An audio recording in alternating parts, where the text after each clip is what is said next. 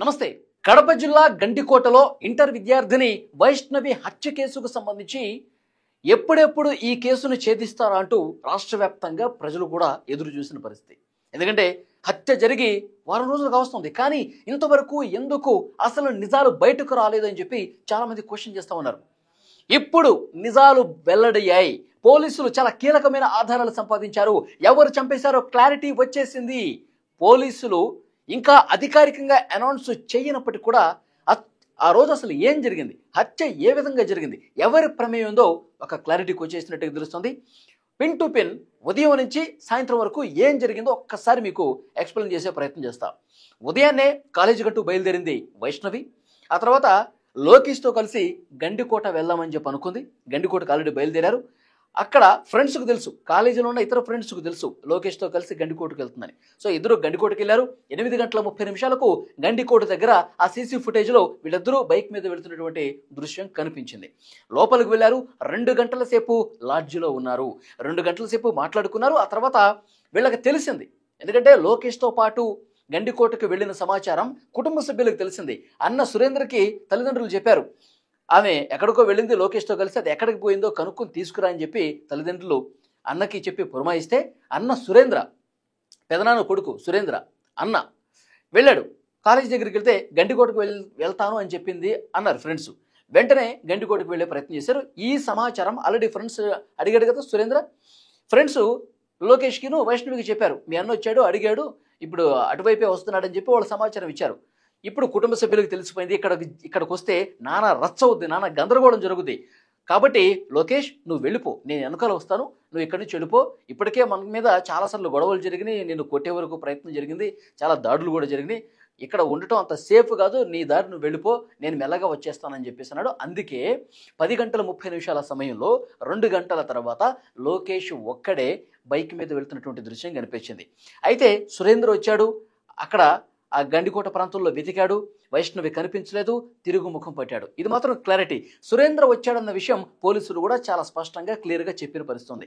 ఆ తర్వాత ఏం జరిగిందంటే సురేంద్ర తన మిగతా బ్రదర్స్ ఎవరైతే ఉన్నారో బ్రహ్మయ్య, కొండయ్య, వీళ్ళు కూడా అన్నలే. వీళ్ళు గండికోట ప్రాంతానికి దగ్గరగా ఉంటారు. వైష్ణవి అక్కడే ఉంది. ఒకవైపు ఇంటికి వస్తానని చెప్పింది కానీ ఇంటికి రాలేదు. ఇటు లోకేష్ గడేమో తప్పించుకుని వెళ్ళిపోయాడు. వైష్ణవి అక్కడే ఉంది. ఇప్పుడు నేను వైష్ణవి ఎక్కడుందో కనుక్కొని ఆమెనేమన్నా చేస్తే మొత్తం నా గురించి తెలిసిపోతుంది, మొత్తం నేను చేశానని చెప్పి తెలిసిపోతుంది. ఎందుకంటే నేను చెప్పే వచ్చాను కదా. వద్దు, మన మాట వినట్లేదు వైష్ణవి. లోకేష్ వాడు జులై వెదవు, వాడితో తిరగొద్దు. ఎందుకు మా పరువు తీస్తావు, మన కుటుంబం పరువు మొత్తం నువ్వు ఎందుకు తీస్తావు? వాడితో చాలాసార్లు గొడవ జరిగింది కదా, ఆ లోకేష్ వల్లే కదా మన ఫ్యామిలీ మొత్తం కూడా వేరే ఊరికి షిఫ్ట్ కావాల్సి వచ్చింది. ఎందుకు వాడితో తిరుగుతున్నావు, ఇది కరెక్ట్ కాదని చెప్పి మనం ఎన్నిసార్లు చెప్పినా ఇంకా లోకేష్తో తిరుగుతూనే ఉంది. మన ఫ్యామిలీలో వద్దు, వైష్ణవి మన ఫ్యామిలీలో ఉండే అమ్మాయి కాదు, మీరు ఏం చేస్తారో తెలియదు, ఈ లోకం నుంచి పంపించేసిన అడిగేవాడు ఎవడు ఉండడు, మీరు పని మీరు కానివ్వండి అని చెప్పి సురేంద్ర మిగతా బ్రదర్స్, ఈ కుటుంబ సభ్యులు మిగతా బ్రదర్స్ ఉన్నారు కదా బ్రహ్మయ్య, కొండయ్య, వీళ్ళకి ఆ పని అప్పగించినట్టుగా తెలుస్తోంది. సొంత అన్నలే వైష్ణవిని పరువు కోసం పాకులాడి లోకేష్తో తిరుగుతున్నావన్న ఒకే ఒక్క కారణంతో, ఎన్నిసార్లు చెప్పినా మన కుటుంబ పరువు బజారు కిడుస్తున్నామన్న ఒకే ఒక్క కారణంతో ఈ ఇద్దరు బ్రదర్సు కొండయ్య, బ్రహ్మయ్య, వీళ్ళిద్దరూ కూడా ఆ గండికోట ప్రాంతంలో నడుచుకుంటూ వెళ్తున్నటువంటి వైష్ణవిని మాటలు చెప్పి, ఏంటమ్మా నీ సమస్య, ఎందుకు ఇక్కడికి వచ్చావు, లోకేష్ని ప్రేమిస్తున్నావు కదా, ఇంట్లో గొడవలు జరుగుతున్నాయి కదా, రా ఒకసారి కూర్చొని మాట్లాడదాం, మీ ఇంట్లో వాళ్ళని మేము ఒప్పిస్తానని చెప్పి ఈ విధంగా కన్విన్స్ చేసే ప్రయత్నం చేసి ఆ టెంపుల్ దగ్గరికి వెళ్ళి మాట్లాడదాం అని చెప్పి మాటల్లో ఇవన్నీ గొడవ పెరిగి లోకేష్ను ఎందుకు మర్చిపోలేకపోతున్నావు, లోకేష్ మర్చిపోవు, లోకేష్తో అసలు నీకు ఎలాంటి సంబంధం లేదు, లేదంటే నువ్వు ఇదే విధంగా చేస్తే లోకేష్ నిన్ను ఇద్దరిని కూడా చంపేస్తాం. ఇలాంటి గొడవ జరిగినప్పటికీ కూడా వైష్ణవి వాళ్ళకి ఎదురు సమాధానాలు చెప్తానే ఉంది. నా ఇష్టం వచ్చినట్టు చేస్తా, మీకేంటి సంబంధం, నేను లోకేష్ని పెళ్లి చేసుకుంటా, మీకేంటి సంబంధం.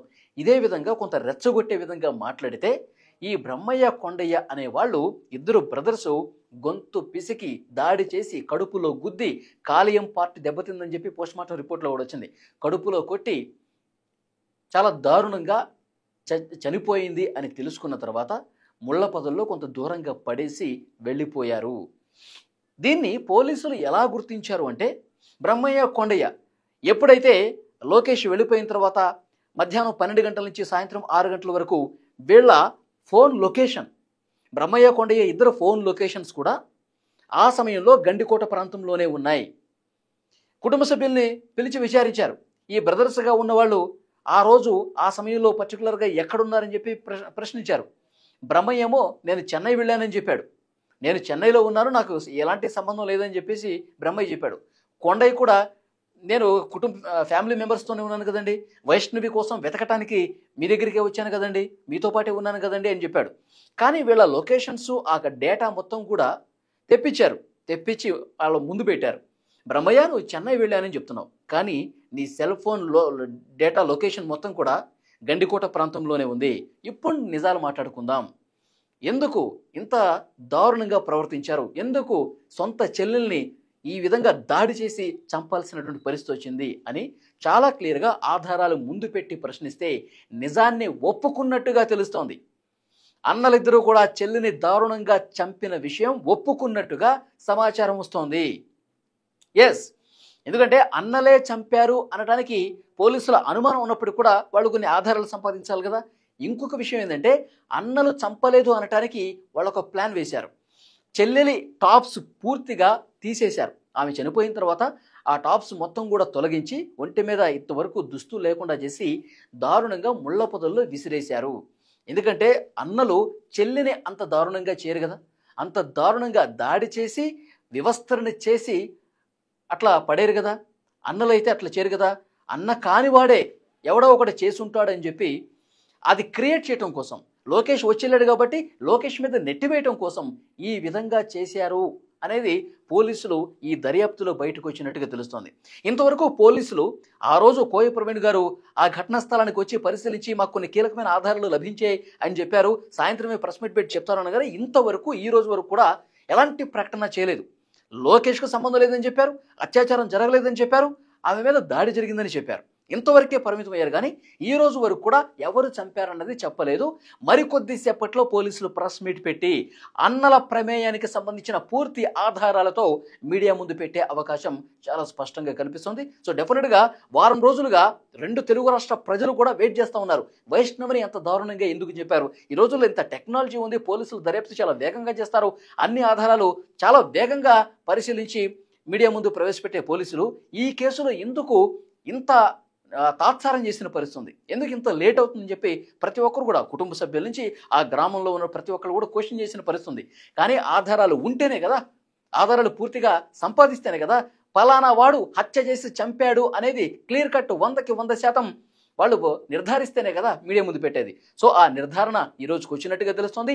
ఇద్దరు అన్నలు బ్రహ్మయ్య కొండయ్య ప్రమేయం ఉంది అని చెప్పి వాళ్ళు ఆల్రెడీ ఇన్వెస్టిగేషన్లో ఒప్పుకున్నట్టుగా సమాచారం ఉంది. డెఫినెట్గా అవే మరికొద్దిసేపట్లో చెప్పే అవకాశం కనిపిస్తుంది. ఇది ప్రస్తుతానికి పోలీసుల నుంచి వస్తున్నటువంటి అనధికార సమాచారం.